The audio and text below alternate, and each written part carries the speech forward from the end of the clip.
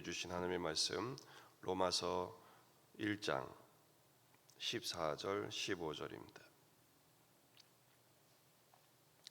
로마서 1장 14절 15절 말씀 한 목소리로 같이 읽겠습니다.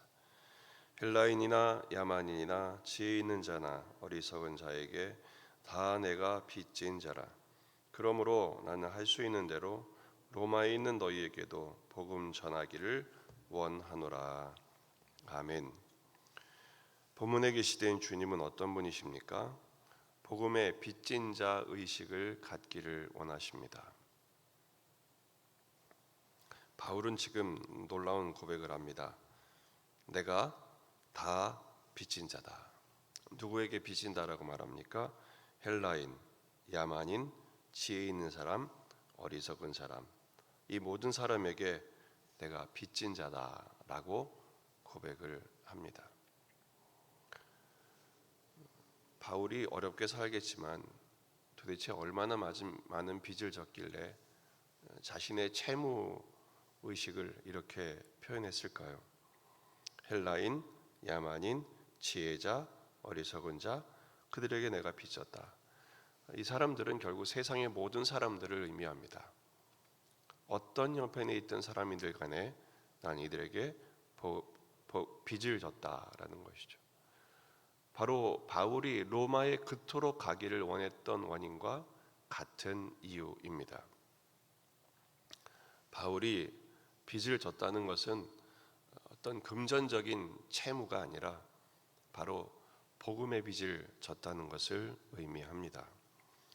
에베소서 3장 7절에서 8절 말씀을 보면 이 복음을 위하여 그의 능력이 역사하시는 대로 내게 주신 하나님의 은혜의 선물을 따라 내가 일꾼이 되었노라.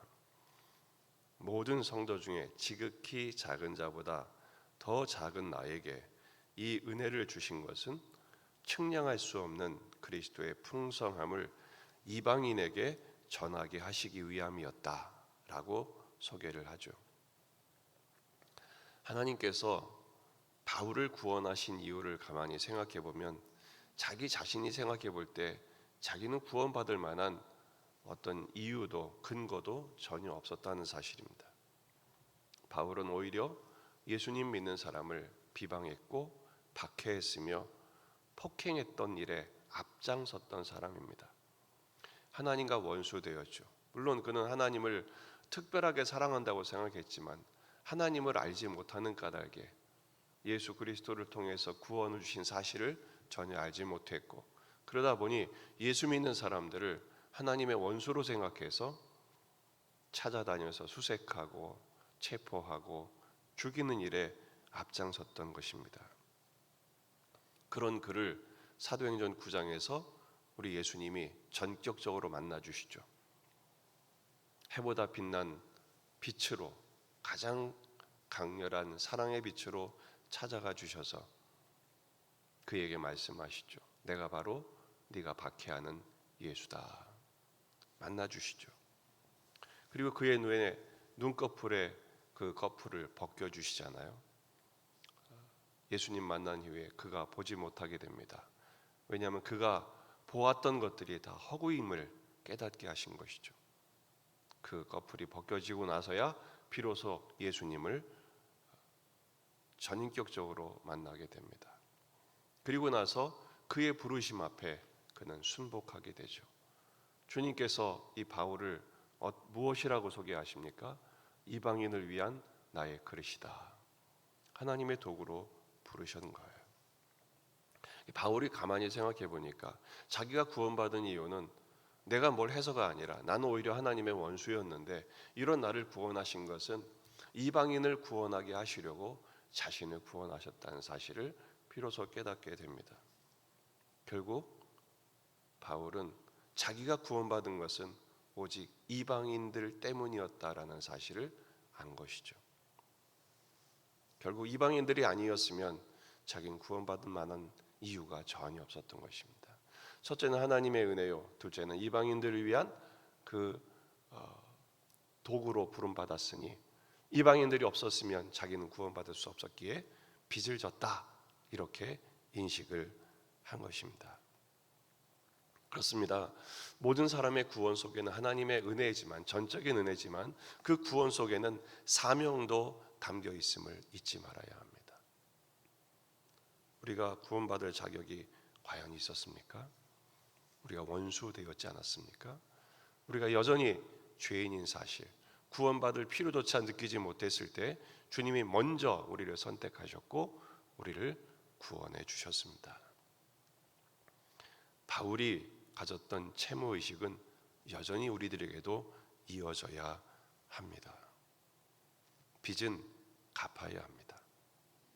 그래서 바울은 그토록 로마에 가기를 간절히 소원했던 것이죠.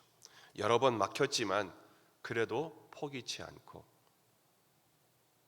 그 일에 열중한 것입니다.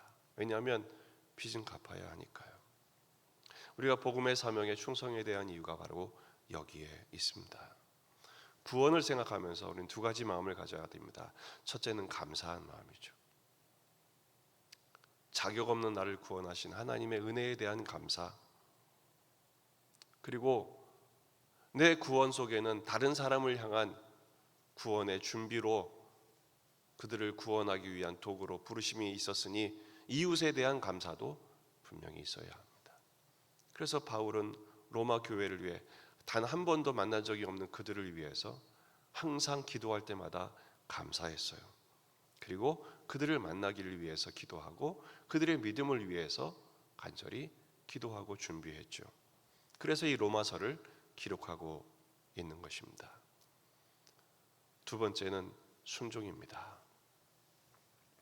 내게 이 구원을 허락하신 것에 대한 구원의 완성에 이르도록 순종하겠습니다.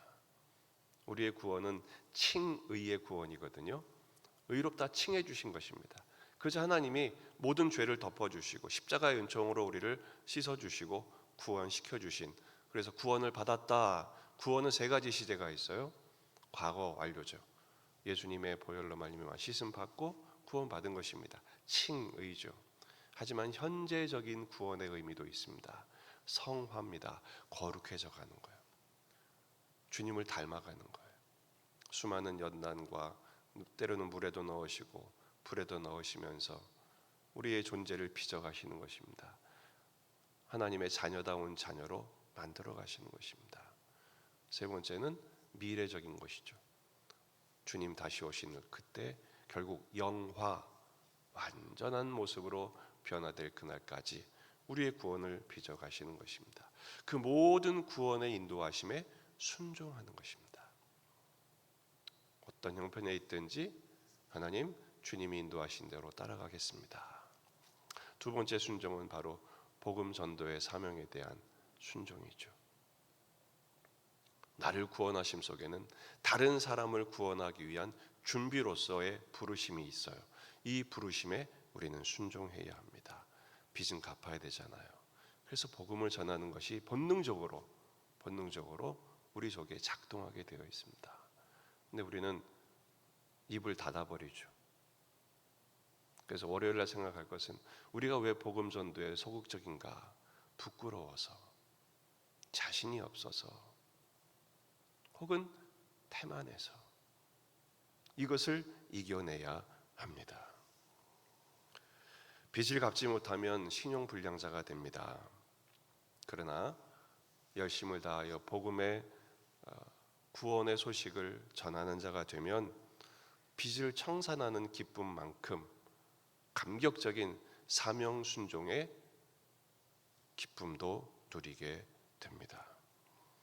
놀라운 사실은 복음을 전할수록 그 복음이 내 안에 확신해진다는 거예요. 확실해진다. 복음을 전하는 자의 가장 첫 번째 혜택은 그 구원의 확신과 복음의 능력을 자신이 먼저 체험하게 됩니다. 그리고 복음을 전했을 때 한 영혼이 구원받고 한 영혼이 주님의 품에 안기는 것을 볼 때 그 감격과 그 환희란 설명할 수가 없죠. 로마서가 우리에게 소중한 이유는 그 구원을 주시는 복음에 대한 가장 정확한 요약이고 해석이고 선포기 때문에 그렇습니다. 복음을 전하고 복음을 누리는 저와 여러분의 복된 삶이 되기를 주의 이름으로 축원합니다. 기도하십시다. 오늘 빚 얘기 많이 했는데 다들 빚의 자녀들인 경우가 많습니다. 빚을 갚기 위해서 기도하십시다. 그것도 중요한 거예요. 육신의 빚도 갚고 또 복음의 빚도 갚을 수 있는 우리가 될 수 있도록 기도하십시다.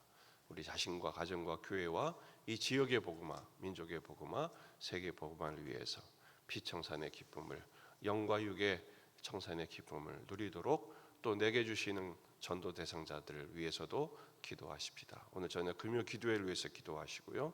주일을 준비하며 환우들을 위해 또 우리 군인 아들들을 위해서 계속 기도하십시다. 다 같이 기도하겠습니다.